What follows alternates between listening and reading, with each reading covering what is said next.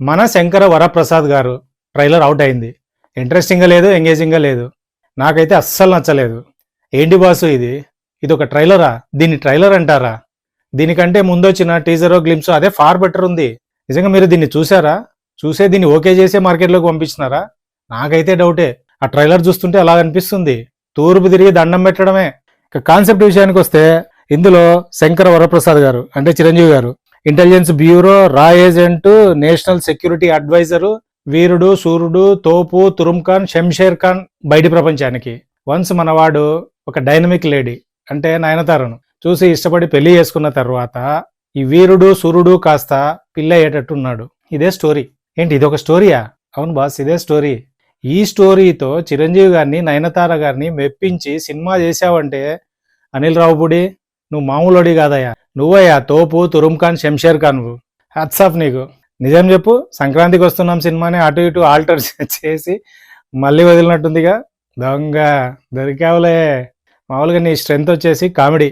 ఇది వర్కౌట్ అయిందా ఓకే, కాలేదా జై హింద్ జిందాబాద్. ఇందులో వింటేజ్ మెగాస్టార్ మోడ్ ఆన్ అని టైటిల్ పడుతుంది.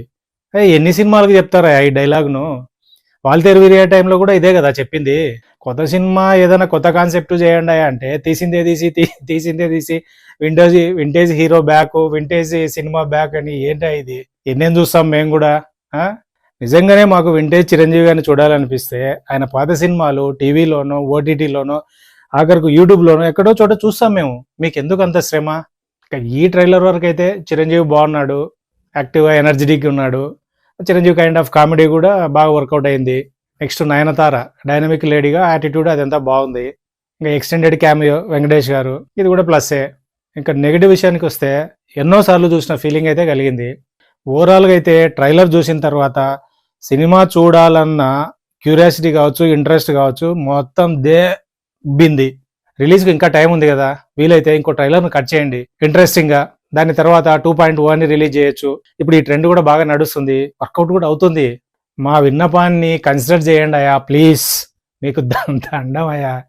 ఈ ట్రైలర్ చూసిన తర్వాత మీకేమనిపించిందో కింద కామెంట్ రూపంలో చెప్పండి.